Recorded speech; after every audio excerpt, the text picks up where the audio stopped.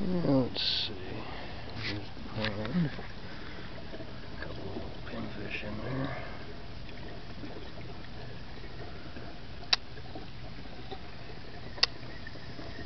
Changed the intake since the last time I did anything on the website with us.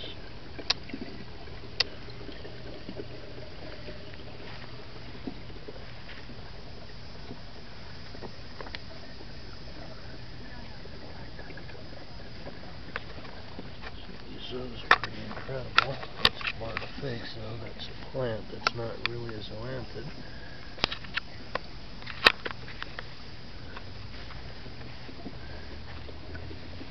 These pipes run to a total of 4,700 feet underground between there and the backyard.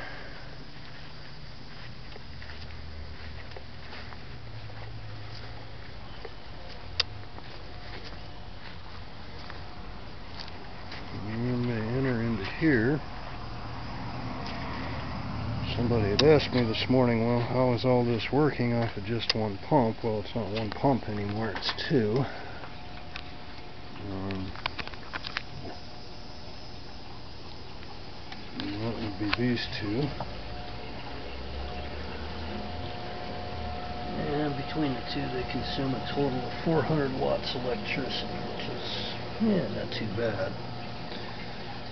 But there's no one entry point. I mean, they exit out of those tanks, they come up into here. Now this first drain here exits directly into the pond, and the second drain exits into the large 840-gallon tank next to it.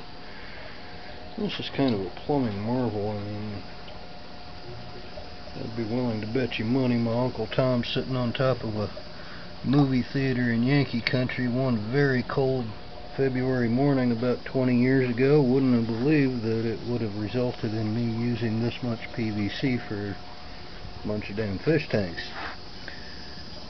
Some of the corals in here are doing really good. Most of these are the ones we're using for the rehab project. We gather them high and dry, and if they heal, I got the keyword in there, if, and we replant them in the intercoastal in places that most normal boats can't get to. That's why we have the nitrogen filled skiffs instead of the regular skiffs with the styrofoam in them. We have nitrocellulose foam. That one is a really pretty rock that somebody's kid was playing with in the parking lot one day. Thankfully the parents made them put it away. Yeah, all the wavy hands are in. All the lights are already off for the day. A few of the Florida Recordia, we propagate those just to, I don't know, we're good. I mean, we propagate them just to replant them in the intercoastal, mostly among the Casperson rocks, but we put them in other places too. They seem to do best right there in the channel, and they like the rocks in Casperson. We use them in a few marina basins too. Those wavy hands are not Florida species. They don't go anywhere. Those are some of what we raise to sell to pay for all this. And that's the inlet for this one. It's 1.5 inch pipe, and yeah, we're probably flowing, I don't know, it's coming out of there at a whole whopping 0.5 psi. I had to put a regulator on this chain. And this is some of our echo rock. We seed it with Tonga branch, and we leave it in the system for a couple of years until it gets good coralline algae coverage, and then we'll turn around and sell it at a couple of bucks a pound. Again, it's just shit that pays for the operation. Now this right here, all this air going down this flex hose is a result of, we intentionally have an oversized drain with no vent. It's another thing I learned from my Uncle Tom. And as you can see, the air mixes really well, most of it before it even hits the cross pipe, which goes way over there. And I believe that one dumps in. That's this first one here in the Rubbermaid. This one's same thing, only this one's coming in at 4 psi, so it's throwing about a ½ inch above an 1.5 inch pipe all the way across, and you can see it drops. A little 2-inch drain there. And that drain feeds into all these little valves above each chamber. And pretty good flow. This is probably seeing maybe 5,000 gallons an hour total. I'd probably say probably closer to 3,800 or so. And this one drains out through here. Again, this is an air mix, only what I did is kind of a homemade protein skimmer thing here.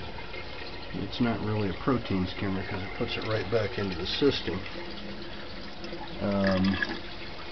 That catches the air, that vent tube catches the air mixing, and yeah, I took the funnel out.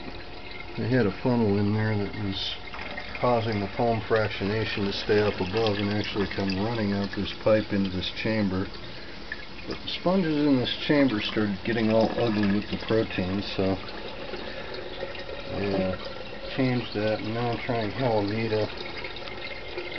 Halimita seems to be doing really well in the system.